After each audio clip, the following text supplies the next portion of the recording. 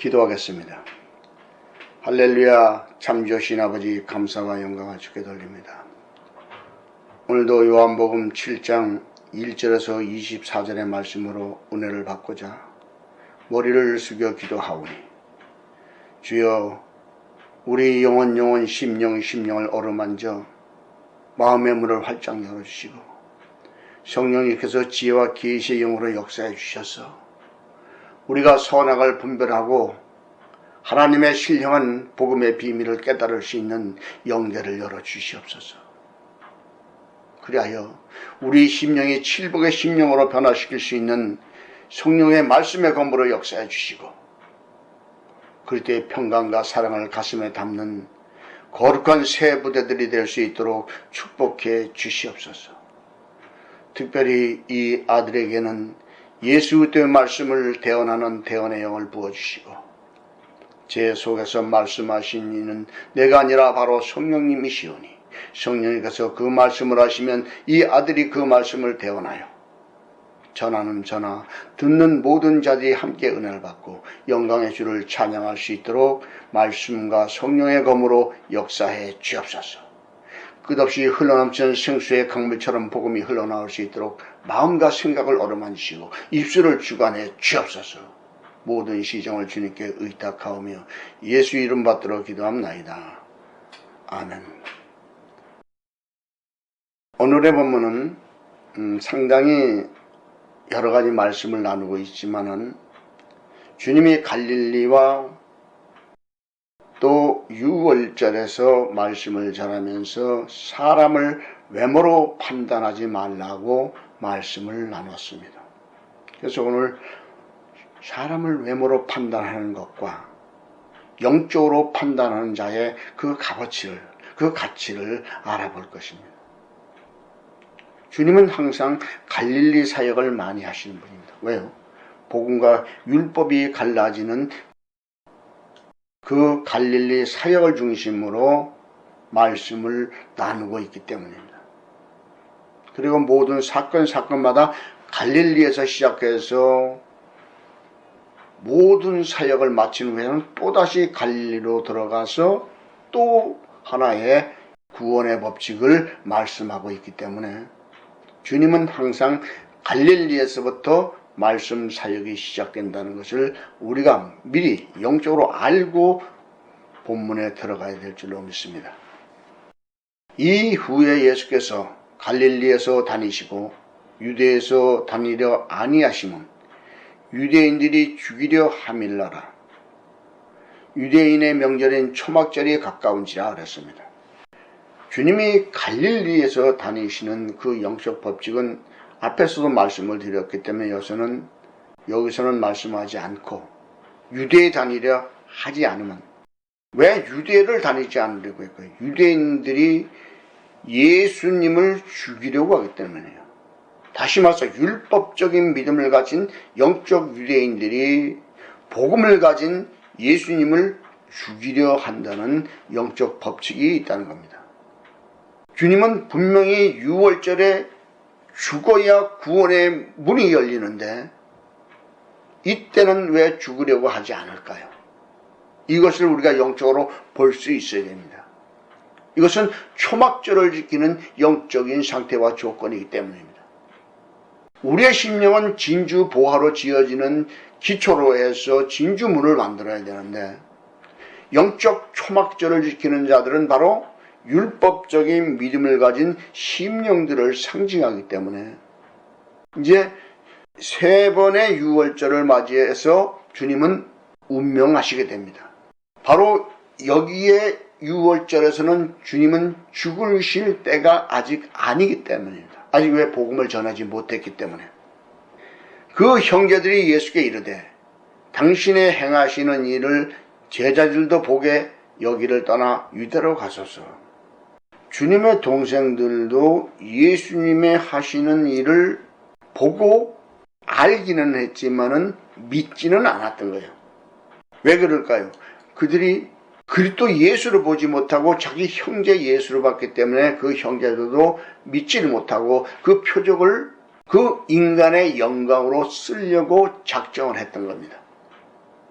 그래서 이렇게 말씀할 수가 있는 거예요. 그래서 스스로 나타나기를 구하면서 무쳐 일하는 사람이 없나니 이 일을 행하려 하거든 자신을 세상에 나타내소서 하니.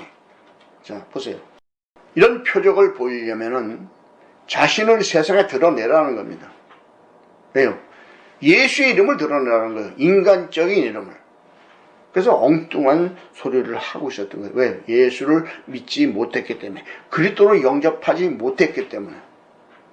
그래서 이는 그 형제들이라도 예수를 믿지 않는다고 바로 다음 절에서 말씀을 했던 겁니다. 그러니까 예수님은 이렇게 말씀을 하시죠. 예수께서 가라사대 내 때는 아직 이르지 아니하였거니와 너희 때는 늘 준비되어 있느니라. 이 말씀을 영적으로 우리가 깨달을 수 있어야 됩니다. 왜 그럴까요?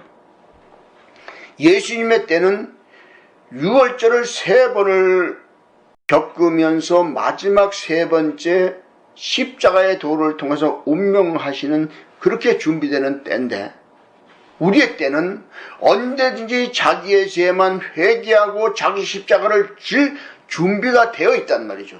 이것을 말씀하고 있다는 겁니다. 세상이 너희를 미워하지 못하되 나를 미워하나니 이는 내가 세상의 행사를 악하다 증거함이라. 그렇죠. 주님은 어둠의 영들을 책망하시는 분이기 때문에 어둠의 영들이 가만두지를 아니려고 하기 때문입니다. 그래서 주님은 이렇게 말씀을 하시는 겁니다. 너희는 명절에 올라가라.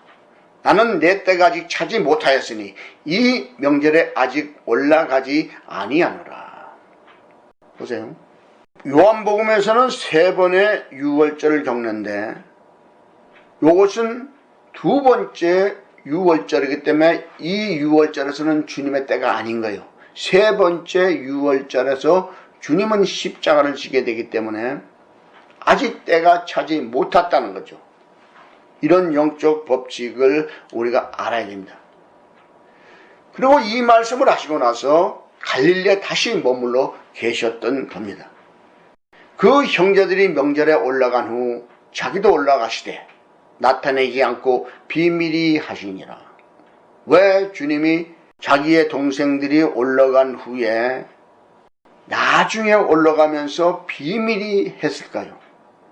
아직 주님의 때가 아닌데 자기를 드러내서 죽으면 곤란하거든요. 왜요? 복음 전하는 길을 완성하지 못했기 때문에 아직도 더 시간이 필요했던 겁니다. 명절 중에 유대인들이 예수를 찾으면서 그가 어디 있냐고. 자, 유월절을 겪는 이 이스라엘 백성들이 그 유대인들이 예수를 찾는데 그가 어디 있냐고 찾게 되는 영적 원리는 어디 있을까요? 바로 영적으로만 2가지가 있는데, 하나는 그리스도가 십자가에 못 박고 죽어야 자기들이 구원을 받는 영적 원리가 있고, 하나는 표적을 보면서 율법적인 사람들을 책망을 하니까 죽이려고 했던 이 영적 법칙이 2가지가 혼합이 되어 있는 겁니다. 예수께 대하여 무리 중에서 수군거림이 많아 혹은 좋은 사람이라 하며 혹은 아니라 무리를 미혹하게 한다 하나 그랬죠. 봐요. 바로 2가지의 사람으로 갈라지게 됩니다. 주님을 환영하는 사람과 대적하는 사람으로 갈라지게 됩니다. 우리는 이러한 말씀을 보면서 내가 과연 주님을 대적하고 있는 상태인가, 주님을 받아들이는 만나려고 하는 상태인가, 이것을 영적으로 살펴보지 않으면 이 말씀을 헛보는 거예요, 여러분. 그러므로 유대인들을 두려워함으로 드러나게 그를 말하는 자가 없더라. 이미 명절의 중간이 되어 예수께서 성전에서 올라가사 가르치시니 이랬습니다. 놀라운 것은 이 명절은 아직 안 올라간다고 해놓고 명절 중간에 올라와서 성전에 올라가서 가르치시는 영적 법칙이 등장을 하게 됐는데, 여기서 이것을 2가지로 볼 수 있어야 됩니다. 당시에 예수님이 성전에 들어가서 강대상 앞에서 복음을 전하신 것을 말할 수 있고, 또 이것을 영적으로 보면 예수님을 받아들인 심령 성전에 들어오셔서 우리의 영혼을 가르치시는 영적 법칙이 있다는 것을 두 가지로 볼 수 있는 영의 눈이 있어야 됩니다. 유대인들이 기이 여겨 가로되 이 사람은 배우지 아니하였거늘 어떻게 그를 아느냐 하니. 자 보세요. 예수님은 문자를 배우지 않았습니다. 근데도 글을 읽죠. 그리고 전하십니다. 복음을. 하나님은 만유 안에 계시고 만유를 통하시고 만유를 다스리는 분이기 때문에 모르는 것이 없는 거예요. 왜요? 하나님은 창조의 근본이기 때문에 그런 겁니다. 예수께서 대답하여 가라사대 내 교훈은 내 것이 아니요 나를 보내신 이의 것이니라. 바로 하나님의 뜻을 전하고 있었다는 거죠. 주님은 예수 이름으로 하나님의 복음을 전하고 있었다는 거예요. 여러분. 그러면서 사람이 하나님의 뜻을 행하려 하면 이 교훈이 하나님께로서 왔는지 내가 스스로 말함인지 알리라. 자 보세요. 하나님이 보내주신 그 길을 따라서 예수님이 사역의 길을 가시면서 전하는 이 복음이 하나님께서 전한 복음인지 주님 스스로 하는 말인지 우리가 알 수 있다는 거죠. 왜요? 주님이 십자가의 도를 통해서 또 다른 보혜사 성령을 보내시고 그 성령님이 우리에게 지혜와 계시의 영을 주시면 우리는 이것을 선악을 완전히 분별해서 주님의 말씀이 생명을 받아들일 수 있는 자가 되는 것이고, 이 진리의 성령을 받지 못한 자는 눈먼 소경이나 기머거리가 되어서 주님을 알아볼 수도 없습니다. 스스로 말하는 자는 자기 영광만 구하되 보내신 이의 영광을 구한 자는 참되니 그 속에 불의가 없느니라. 아주 정확하게 자신의 영적인 상태와 조건을 말씀을 드리고 있습니다. 자기 스스로 말할 것 같으면 내 의를 위해서, 내 이름을 위해서, 내 영광을 위해서 말을 하겠죠. 그러나 그 보내신 하나님의 뜻을, 그 사명을 감당하는 자는 하나님의 영광을 위하여 복음을 전한다는 영적 법칙을 말씀하고 있는 겁니다. 그러면서 이렇게 말씀을 하시죠. 모세가 너희에게 율법을 주지 아니하였느냐? 너희 중에 율법을 지키는 자가 없도다. 너희가 어찌하여 나를 죽이려 하느냐? 여기서 우리는 영적으로 정말로 볼 수 있어야 됩니다. 모세가 전해준 율법을 철저하게 믿는 유대인들이, 바리새인과 서기관들이, 대제사장들이 율법을 지키지 않고 있다는 거예요. 왜요? 예수님을 죽이려고 하니까. 살인하지 말라고 계명에 분명히 있는데 예수님을 잡아 죽이려고 하고 있지 않습니까? 그래서 율법을 지키려고 하는 자가 아니죠. 지키는 자가 아닌 거예요, 여러분. 근데 우리는 신약시대에 살아가기 때문에 마음의 형제를 원망하고 불평하고 정죄할 때는 이미 그 영혼을 죽인 살인자가 되기 때문에 우리는 복음만 해서 살면서 왜 우리가 작은 소자를 죽이는지를 생각하고 자기 자신을 돌아볼 수 있는 영적인 조건을 살펴봐야 되는 거예요. 이런 자가 되지 않으면 원망 불평을 수시로 하게 됩니다. 이 원망 불평이 얼마나 무서운 것이냐. 예수님은 심판자인데 내가 형제를 심판하는 자리에 앉아있단 말이죠. 이것이 바로 예수 그리스도 앉아있는 자리에 내가 앉아서 내가 예수가 돼서 하나님의 권능을 빌려서 그 영혼을 심판하는 심판자가 되기 때문에 원망 불평 정죄하는 것은 엄청난 죄가 되는 겁니다. 그래서 주님은 너희는 옳다 아니다 아니다만 하라. 이것에 지나는 것은 다 죄니라 이렇게 말씀하신 적이 있죠. 그래서 원망 불평이 얼마나 무서운 죄인지를 우리가 영적으로 깨달아야 합니다. 그러니까 무리들이 깜짝 놀라가지고 하는 말이, 무리가 대답하되 당신은 귀신이 들렸도다. 누가 당신을 죽이려 하나이까? 주님을 귀신 들린 자로 취급을 해버립니다. 누가 당신을 죽이려 했느냐 이렇게 말을 하고 있죠. 왜요? 아직까지 붙잡지 않고 죽이려고 하고 있지만은 실행하지 않았으니까 이렇게 말할 수 있습니다. 그들이. 근데 예수님은 이렇게 대답을 하십니다. 예수께서 대답하여 가라사대 내가 한 가지 일을 행하며 너희가 다 이를 인하여 괴이히 여기는도다. 오른손이 마른 자를 건정케 해준 이 영적 사건 속에서 안식일에 병을 고치는 것을 정죄했던 이들이 괴이하게 여기는 거예요. 어떤 이런 표적이 나타날 수 있을까? 또 왜 안식일에 이런 일을 할까? 불법을 행한다고 판단했던 거예요, 이들은. 그래서 우리가 말씀을 영적으로 볼 수 있어야 됩니다. 그러면서 주님은 이렇게 말씀을 하십니다. 모세가 너에게 할례를 주었으니 그러나 할례는 모세에게서 난 것이 아니요 조상들에게서 난 것이라. 그러므로 너희가 안식일에도 사람에게 할례를 주느니라. 주님은 그들에게 이렇게 대답을 하셨는데, 모세가 할례를 주었는데 이 할례는 바로 아브라함 때부터 시작이 됐기 때문에 믿음의 조상 아브라함에서부터 난 거죠. 그래서 안식에도 이 법칙을 반드시 이스라엘 백성들은 지켰다는 겁니다. 그러면 이 영적 할례는 뭐냐? 사람이 어린아이가 태어나면은 7일이 지나서 제8일째 되는 날 생식의 끝을 잘라내는 그 행위가 물리적 할례고, 영적 할례는 마음의 가죽을 베어내는 것이 영적 할례입니다. 그럼 이 물리적 이 할례는 그럼 무슨 뜻을 가지고 있었느냐?